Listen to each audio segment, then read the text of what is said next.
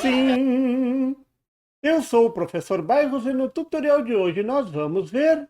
Você conhece a resistência de coletor refletida? Essa é uma questão que completa a análise do transistor com realimentação de coletor. Eu já tenho um tutorial sobre o assunto. Essa teoria tenta espelhar a teoria da resistência de emissor refletida, que todo mundo está careca de saber. Usar a resistência refletida facilita a análise de circuitos com transistor, mas não é uma lei, é uma regra útil, como o divisor de tensão, o divisor de corrente e por aí vai. Vamos ver então como essa regrinha pode facilitar a sua vida? Vamos lá? Para começar, que tal a gente revisar a já conhecida resistência de emissor refletida? Veja o circuito da figura com resistência de emissor. Como determinar a corrente de base? No caso do circuito com resistência de emissor, a presença da resistência de emissor deixa a análise um pouco mais complicada. Claro, a corrente de base aparece nas duas equações das malhas do circuito. Veja as duas equações das malhas. Essa é a equação da malha de entrada. Observe que estou considerando a corrente de emissor igual à corrente de coletor. Isso é possível se o ganho de corrente do transistor for maior do que 100. Mas isso você está careca de saber.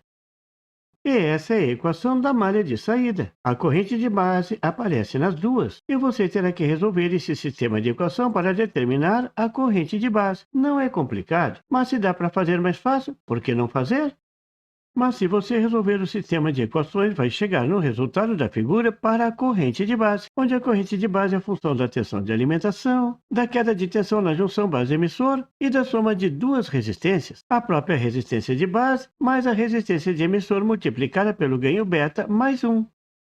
A soma indica que tudo se passa como se tivessem duas resistências na base, a própria resistência de base mais a resistência de emissor refletida. Olha ela aí! Então, por que não desenhar um circuito equivalente para resolver a corrente de base? Um circuito com uma resistência de emissor refletida na base, multiplicada pelo ganho beta mais 1. Tudo vai ficar mais simples. Esse é o circuito com a resistência de emissor refletida na base.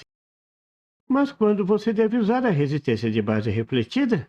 Sempre que você quiser determinar a corrente de base no circuito de emissor comum com resistência de emissor.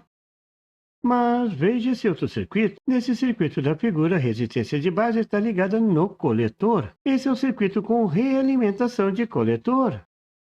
Claro que você pode resolver por malhas, e aí você terá duas malhas também. E mais, nesse circuito a corrente de base também aparece nas duas malhas, a malha de entrada e na malha de saída. Se você resolver esse circuito para determinar a corrente de base, vai chegar no resultado da figura. Viu a semelhança com a equação do circuito com resistência de emissor?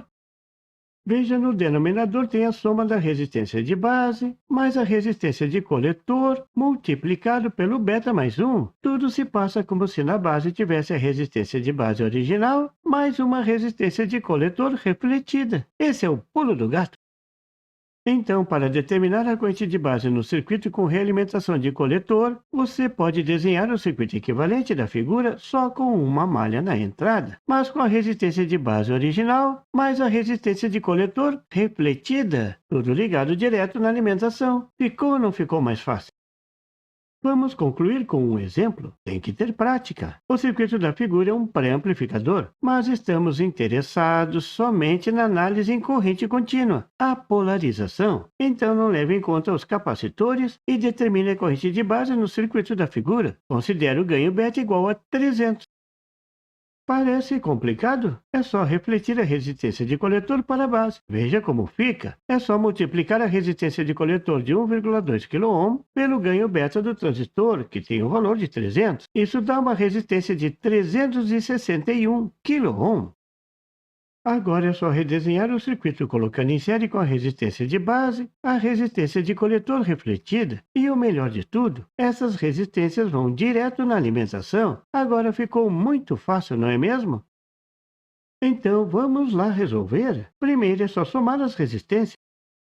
Depois é só levantar a equação da malha de entrada. Vou usar a malha prática. A corrente de base é igual à tensão de alimentação menos a queda na junção base-emissor. Tudo isso sobre a soma das resistências em série com a base.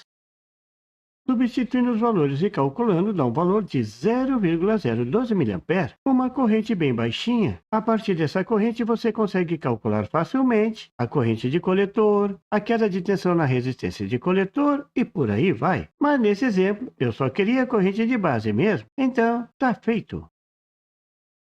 Pronto! Você acaba de descobrir um novo tópico da eletrônica, o truque da resistência de coletor refletida. Usando esse truque, os circuitos com realimentação de coletor vão ficar mais simples de solucionar. Bom proveito!